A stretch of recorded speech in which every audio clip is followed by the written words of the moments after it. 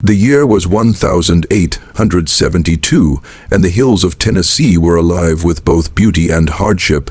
This was a land still scarred by the aftermath of the Civil War, a conflict that had ended only 7 years earlier.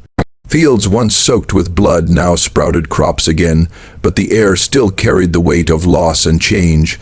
Men bore their wounds, some visible, many hidden, and women carried the silent burden of rebuilding families with little but faith and determination. In this setting, the Harper family lived on a modest farm, just outside of a small Tennessee town.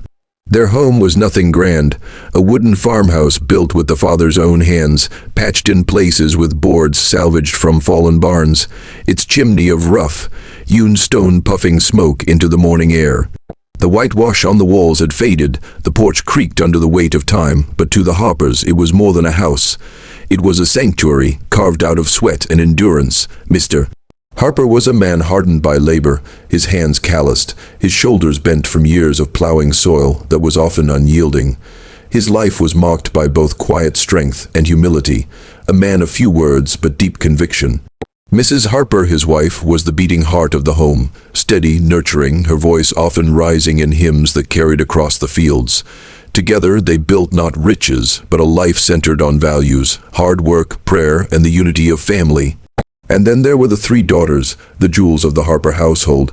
Emily, the eldest at 18, was wise beyond her years. She carried herself with grace, often assisting her mother with the household tasks and taking on the responsibility of guiding her younger sisters. Her voice was soft, yet commanding in its maturity, and she had a gift for singing, often filling the evenings with songs that made neighbors pause and listen from afar. Margaret, 15, was the spark of the family. Her laughter was infectious, her spirit untamed.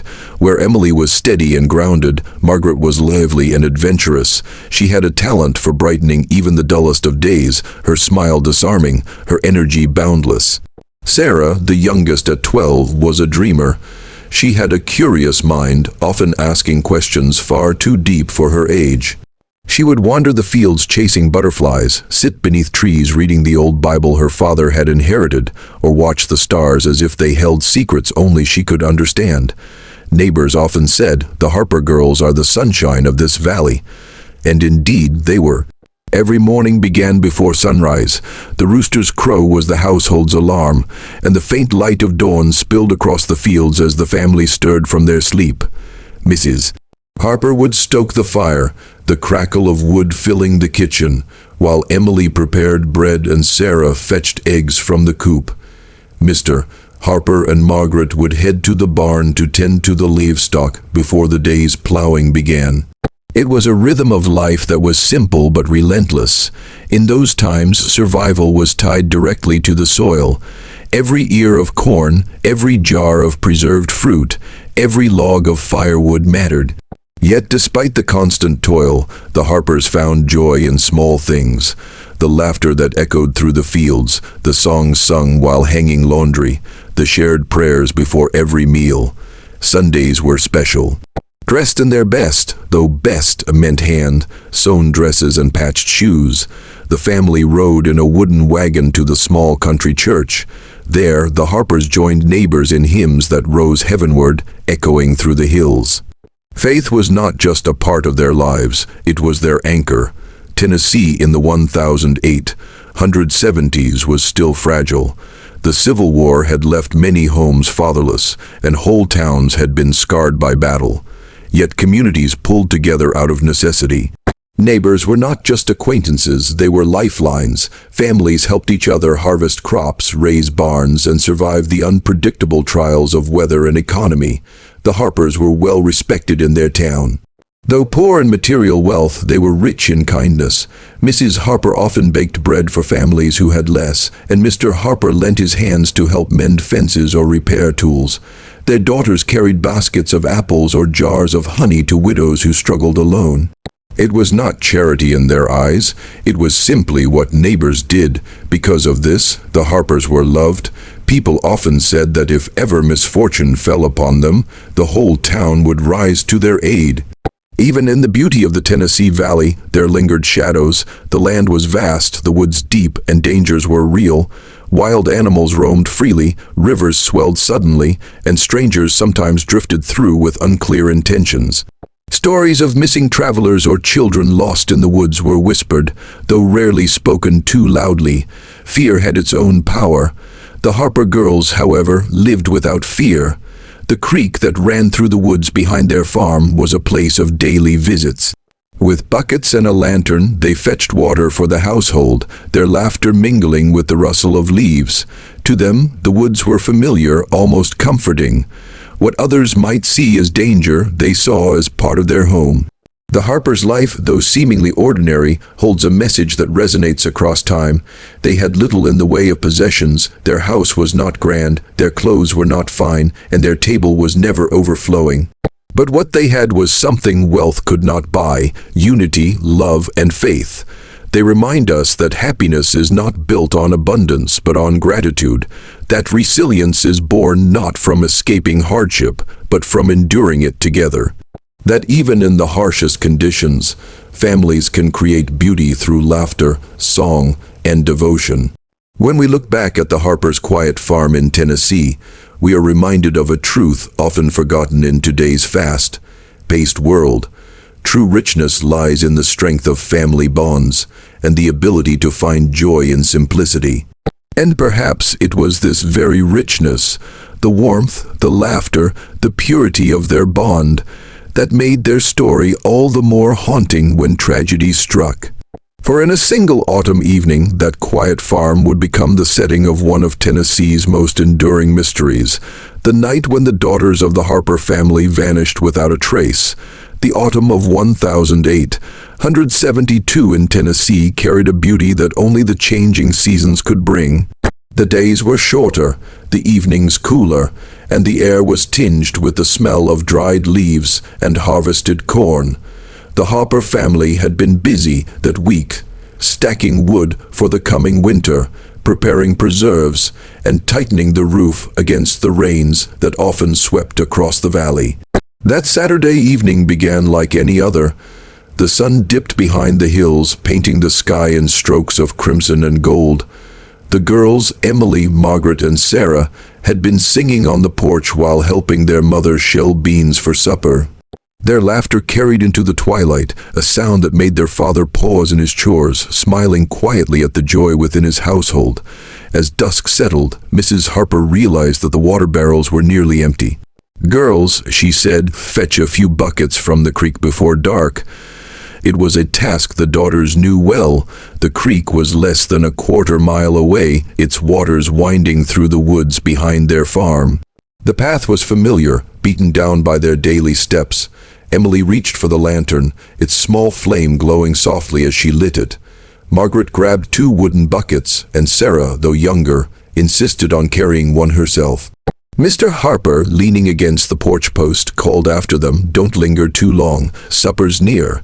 The girls nodded, their figures outlined by the last rays of daylight as they headed down the worn trail. No one in the family could have guessed that this small, ordinary errand would mark the last time the 3 daughters would ever be seen together. Time passed. Mrs. Harper finished supper, setting cornbread and beans on the table. The lanterns in the house glowed warmly as the fire crackled, yet the seats of the 3 daughters remained empty. At first, there was no alarm. The girls had a habit of dawdling. Sarah often stopped to watch frogs at the water's edge. Margaret loved chasing fireflies, and Emily sometimes lingered to hum hymns by the flowing creek. But as the minutes stretched into nearly an hour, Mr. Harper frowned. Too long, he muttered, pushing back his chair. He grabbed his coat, lit another lantern, and started down the trail toward the creek. When he reached the water's edge, an unsettling stillness greeted him. The lantern the girls had carried lay on its side, its flame still flickering weakly in the damp grass. One of the buckets had tipped over, water spilling into the soil, while the other stood upright, empty. But of the girls, there was no sign. Mr. Harper called out, his deep voice echoing into the trees. "Emily, Margaret, Sarah." Only the sound of rushing water answered him. No laughter, no footsteps, no voices calling back. He searched the immediate area, scanning the shadows, his lantern trembling in his grip. There were no broken branches, no signs of a struggle, no footprints clear enough to follow. It was as if the earth had swallowed his daughters whole. By the time Mr. Harper returned to the farmhouse, his face was pale. Mrs. Harper rushed to meet him, her eyes wide with dread. "They're not there," he said in a low voice. "The lantern's fallen, the buckets are there, but nothing else." Terror gripped the household. Mrs. Harper clutched her husband's arm, trembling. "Not our girls, Lord, not our girls." Without hesitation, Mr. Harper saddled his horse and rode into town. The church bell was rung, a signal in those days for danger or need. Within the hour, neighbors began arriving with lanterns, torches, and hounds. Men came with rifles slung over their shoulders. Women brought blankets and food, and children whispered nervously, sensing the gravity of the night. The valley became alive with movement. Dozens of lanterns bobbed like fireflies as search parties fanned out into the woods. The calls of Emily, Margaret, Sarah echoed into the night, sometimes overlapping, sometimes fading into silence. The hounds sniffed the buckets and the ground near the creek, then darted into the forest, their barks sharp and urgent. Searchers followed, pushing through thickets, wading into shallow waters, climbing rocky slopes. But each trail the dogs began soon went cold, as if the scent had simply vanished. Some men theorized the girls may have been taken by strangers. Drifters had been spotted passing through the valley that week. Others feared they had slipped into the creek and drowned, though the waters were not deep enough to claim 3 lives without leaving a trace. Hour after hour, the night dragged on. Lanterns dimmed, torches burned out, but the searchers refused to stop. Mothers back at the farmhouse prayed aloud, their voices trembling, while fathers combed every corner of the land. By sunrise, the Harper farm was crowded with townsfolk, weary from searching but unwilling to abandon hope. Mrs. Harper sat on the porch, her face pale, her hands clenched tightly in prayer. Mr. Harper stood nearby, silent, his eyes scanning the woods as if sheer willpower could summon his daughters back. The search continued through the day and into the night again. For weeks, the community scoured the valleys, rivers, and ridges. Rewards were offered, newspapers printed the story, and rumors spread far beyond Tennessee. But no bodies were found, no clothing, no footprints beyond the creek. It was a disappearance that defied explanation. In the midst of unthinkable loss, the Harper family faced a choice: bitterness or faith. Some families, broken by tragedy, fell apart. Husbands blamed wives, parents collapsed into despair. But the Harpers turned toward God. Every evening, even when the table felt unbearably empty, Mr. Harper opened the worn Bible and read aloud.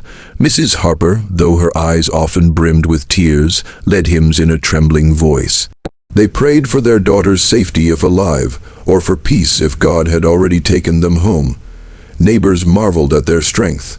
They should be broken. Some said, but instead they stand.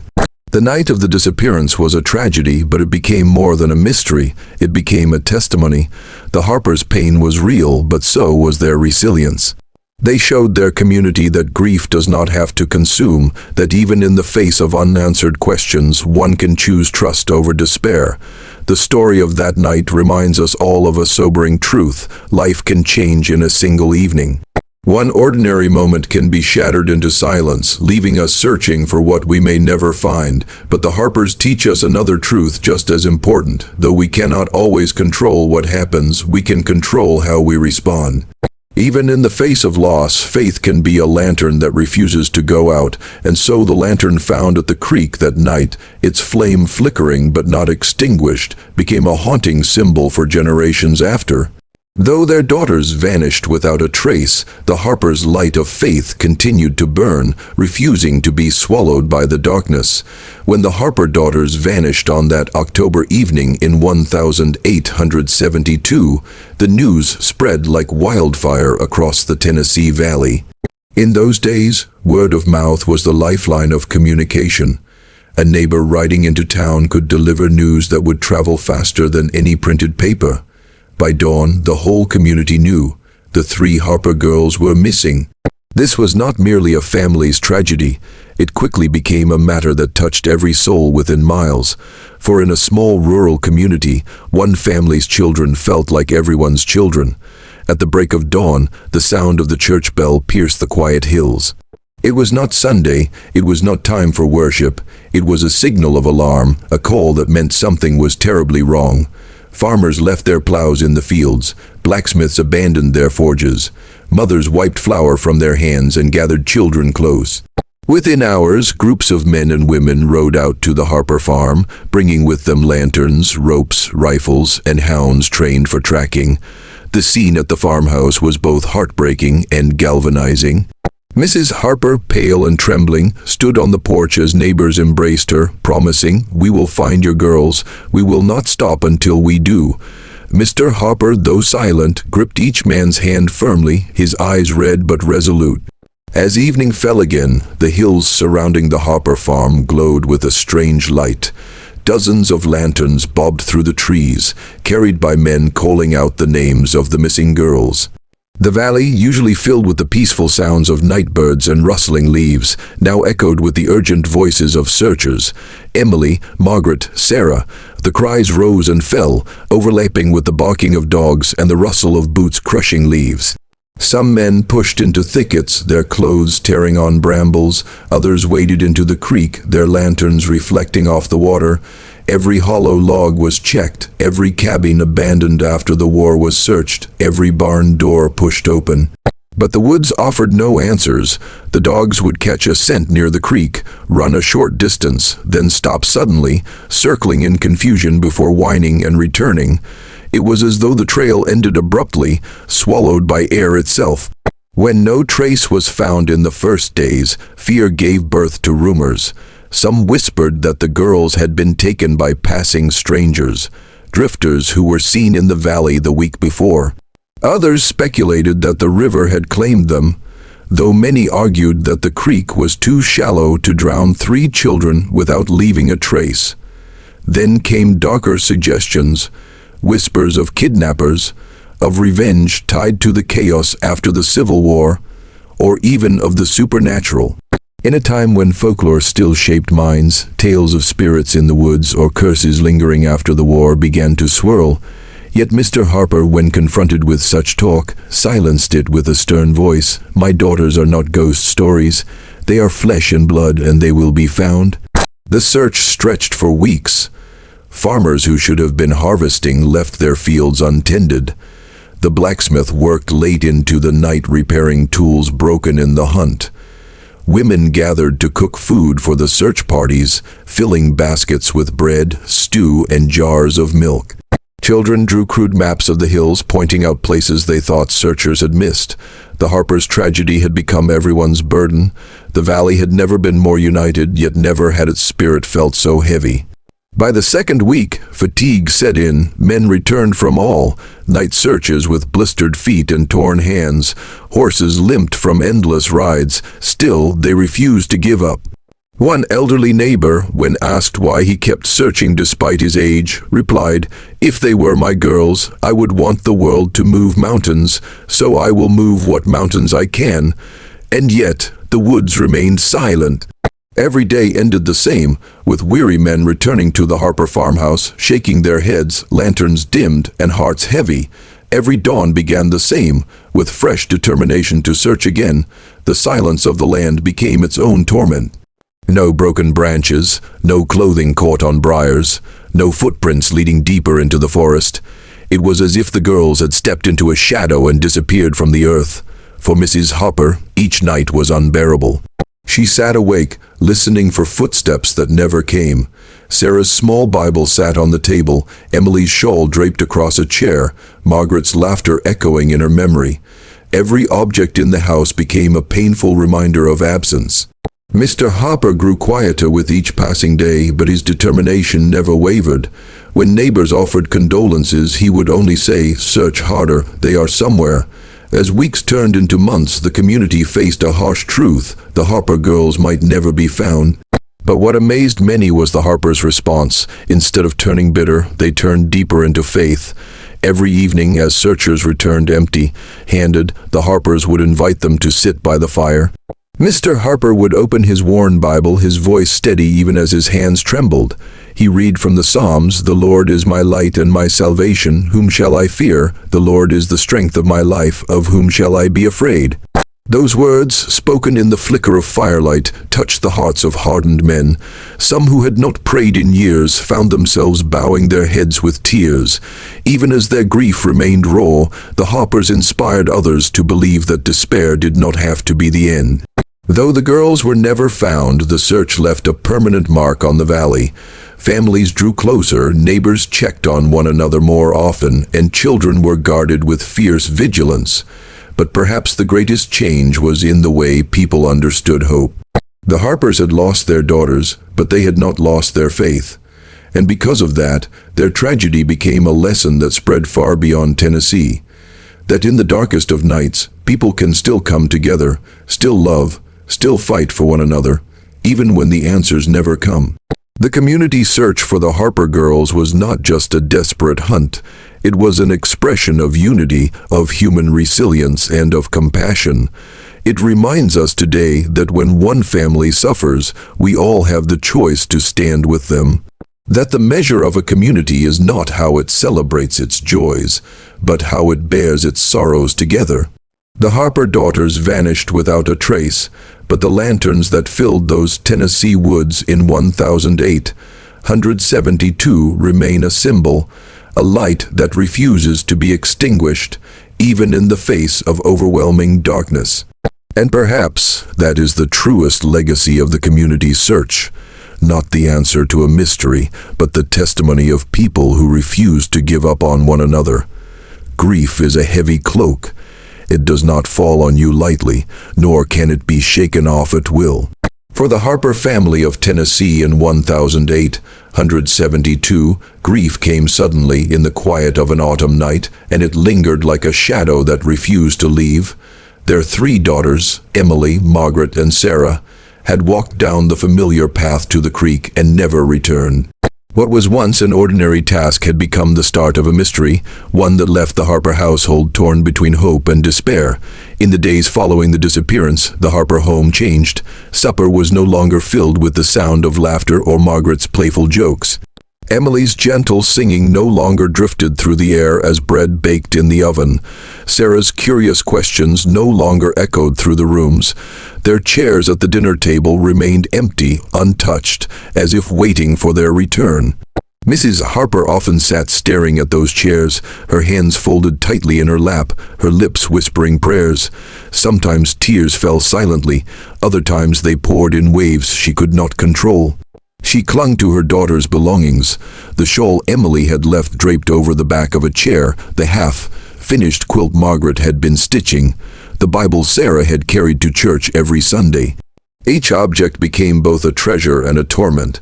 Mr. Harper bore his grief differently. He was not a man given to tears. Instead, he became quieter, more withdrawn. His work in the field slowed, his once firm posture bent under an invisible weight.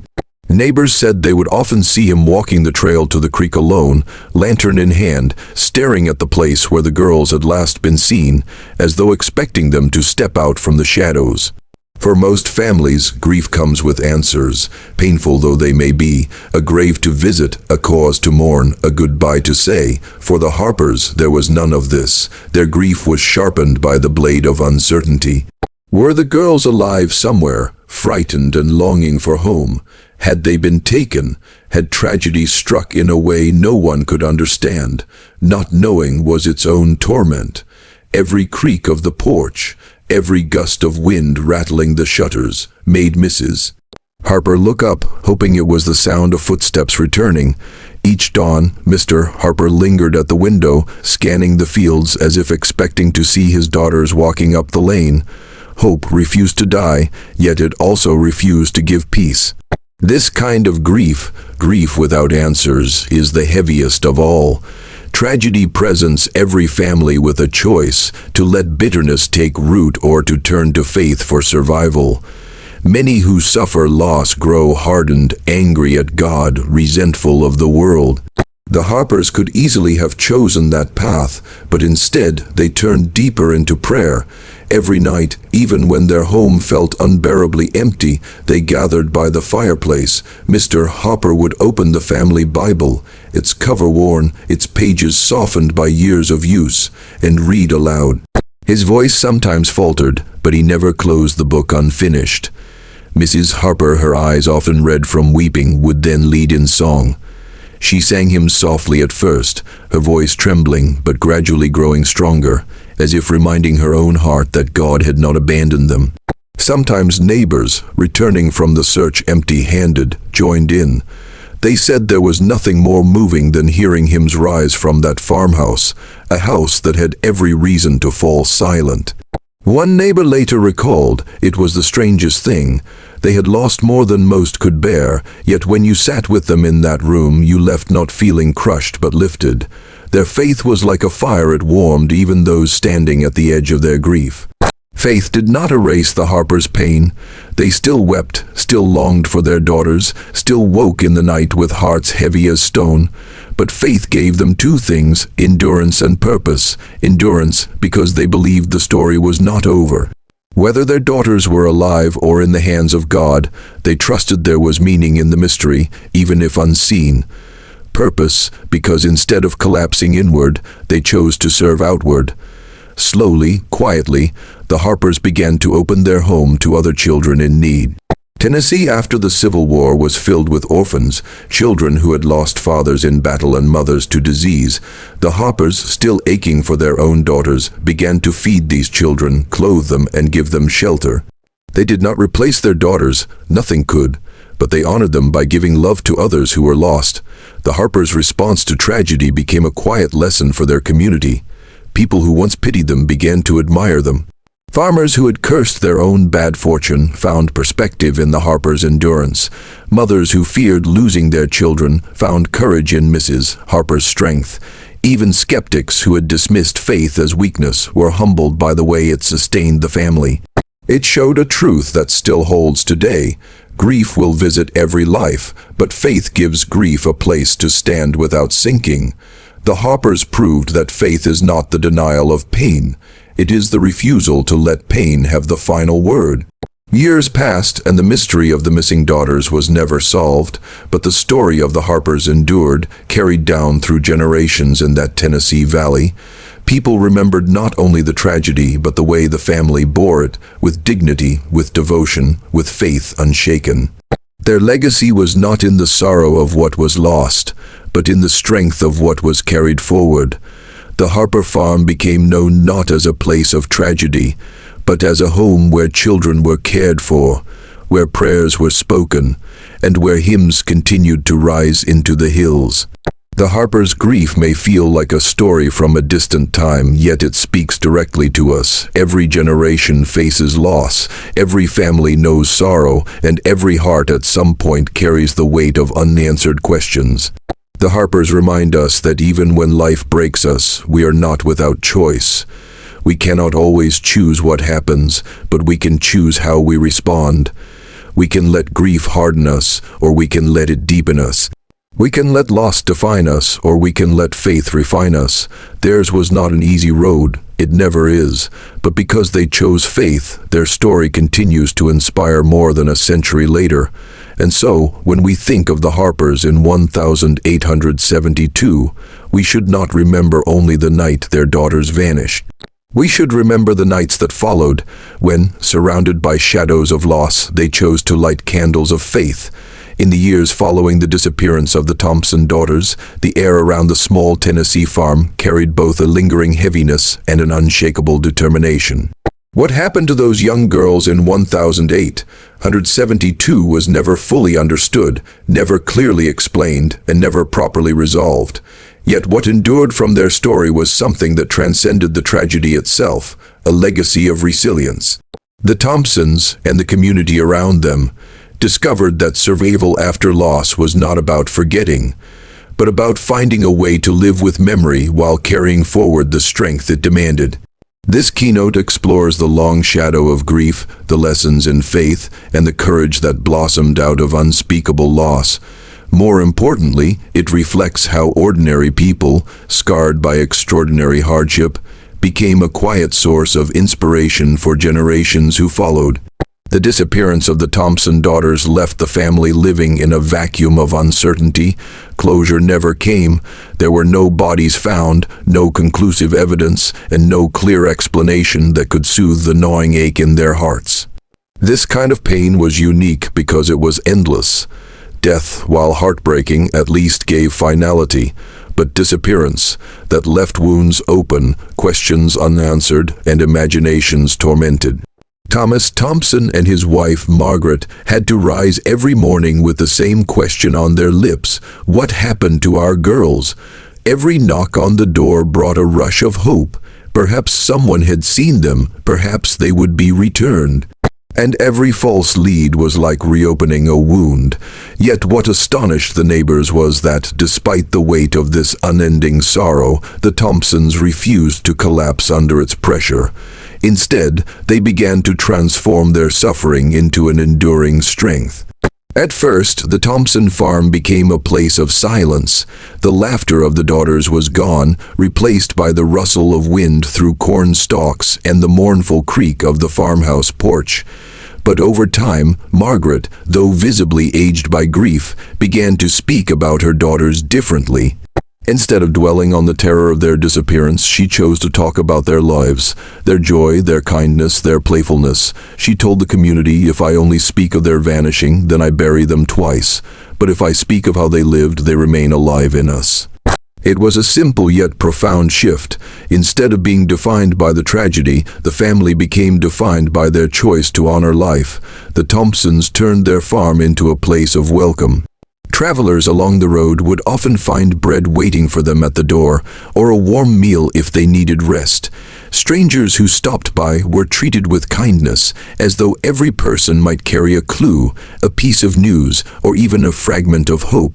And in this way, the family began to live out resilience, not as denial of pain, but as a refusal to let pain strip them of compassion. What gave the Thompsons their unshakable endurance was their faith. Margaret especially leaned heavily on scripture. She quoted Psalms as if they were written directly for her. "The Lord is close to the brokenhearted and saves those who are crushed in spirit." On Sundays, Thomas would lead the family to church, their faces weathered but resolute. Though the congregation often wept for them, the Thompsons sang hymns louder than anyone else. Their voices, though heavy, were also steady, a declaration that faith would not falter even in the valley of shadows. For them, faith didn't mean pretending the tragedy didn't happen. It meant believing that even in the absence of answers, God was still present. It meant trusting that the story of their daughters had not ended, even if this chapter was filled with silence and mystery. Neighbors testified that the Thompsons' faith changed the way others approached their own hardships. Families who had lost children to illness or farms to drought often came to Thomas and Margaret, not because they expected them to provide solutions, but because they saw in them a strength worth imitating. If the Thompsons could endure the unimaginable, surely others could endure what was merely difficult.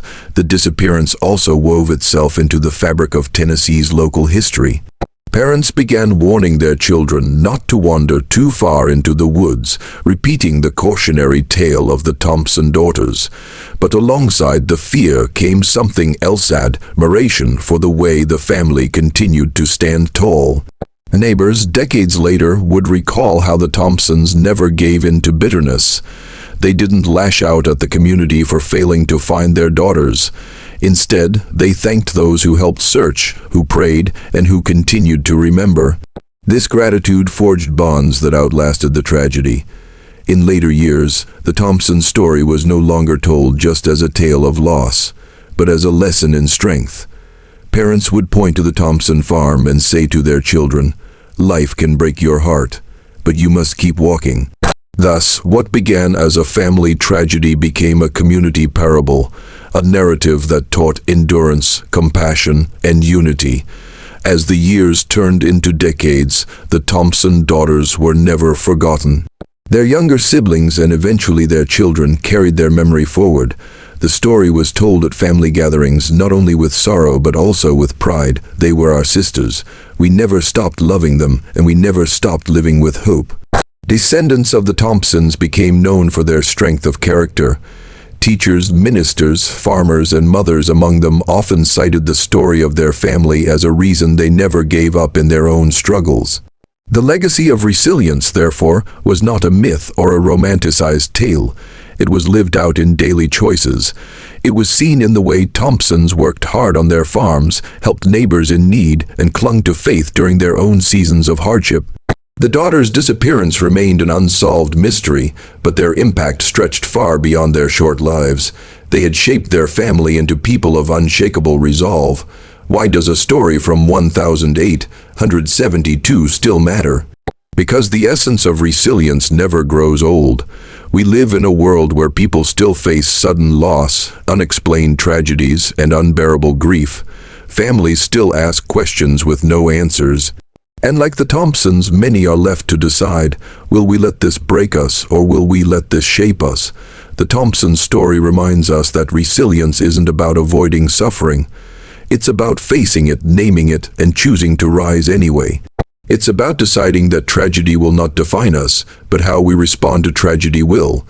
In our own lives, resilience may look like getting up one more time after failure, holding on to faith when doubts crowd in, or showing kindness to others when bitterness would be easier. It may look like telling the story of those we've lost with joy, rather than only with tears. The legacy of the Thompson family whispers to us today. Pain can change you, but it doesn't have to destroy you. You can endure, you can carry on, and in doing so, you honor those you've lost. The daughters of the Thompson family may have vanished without a trace, but their story carved an enduring mark. Through the heartbreak, the family showed that resilience is not merely surviving. It is choosing to live with strength, compassion, and faith, even when answers never come. Their farm, once a place of sorrow, became a symbol of endurance. Their lives, though struck by tragedy, became a testimony of faith's sustaining power. Their legacy was not written in what was lost, but in what they refused to lose, their humanity, their compassion, and their hope. And so, more than a century later, the story of the Thompsons speaks still. When tragedy strikes and shadows fall, you are not defined by what breaks you, but by how you choose to stand again. That is resilience. That is legacy. The story of the Parker family in 1872 is more than a haunting tale of loss. It is a mirror held up to our own times. Though nearly a century and a half has passed since the disappearance of those two Tennessee daughters, the echoes of their tragedy reach us still. The world has changed, technology has advanced, communities look different, and the way we live is shaped by forces the Parkers could never have imagined. Yet the core of human struggle, our search for meaning in suffering, our fight to hold on to hope, and our need to stay united when tragedy strikes, remains unchanged. The Parkers' pain was deep, but their resilience offers lessons we can carry into our daily lives. Their story whispers truths that are as relevant now as they were in the fields and woodlands of 19th century Tennessee.